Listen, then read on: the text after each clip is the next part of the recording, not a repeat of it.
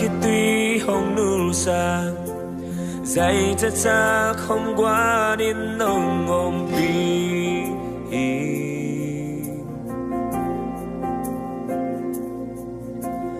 cả phúc trang không phong nhìn cả qua lâu na làm pi qua gió na không xoạc xa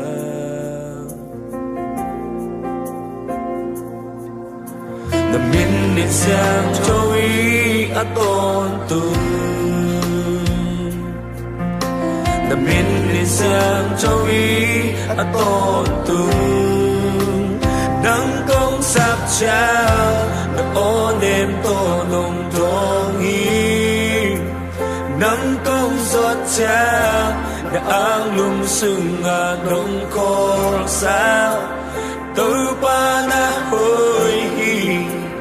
nắng công gia đình đã vang lên na gần đất đã tình ngông trăm xa hi nông ông pi na cầm bài làm ni bằng tang xa hi từ ba na hồi nắng công gia đình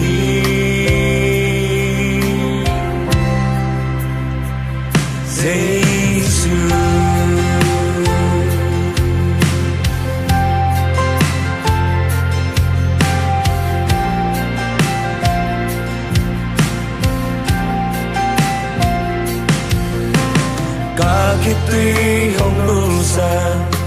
dạy thật sao không qua nên nồng ôm pi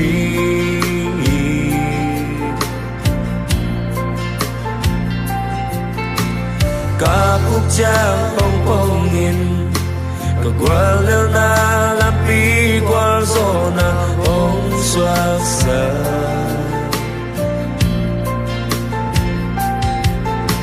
nằm bên điện sang cho ý a tôn tu nằm bên điện sang cho ý a tôn tu nắng công sắp trao đã ôn đêm tô đồng trông ý nắng công giọt trao đã áng lum sừng ngà đông khô sáng từ ba na hồi nắng công gia đình đã vang lên na gần đất đã tình ngông trăm xa khi đông ôm pi na cầm bài làm ni bằng tang xa khi từ ba na hồi nắng công gia đình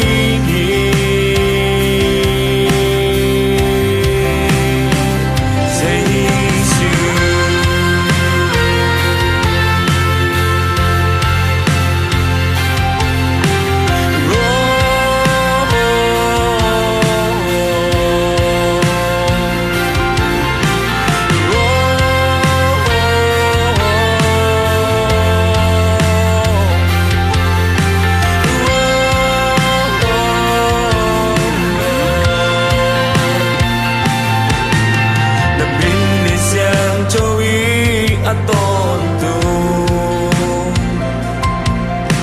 nằm bên điện sang cho ý a tôn tu nằm bên điện sang cho ý a tôn tu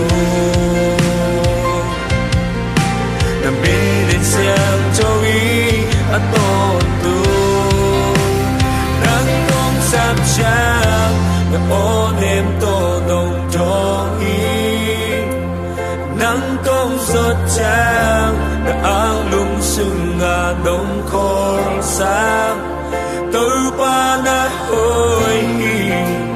nắng công gia đình đã vang lên na gần đất đã tình ngông trăm xa hi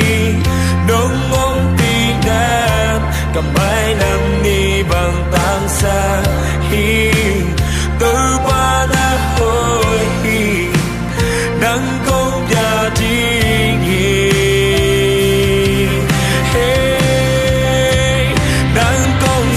chang và ô đêm tô nồng trông nhịp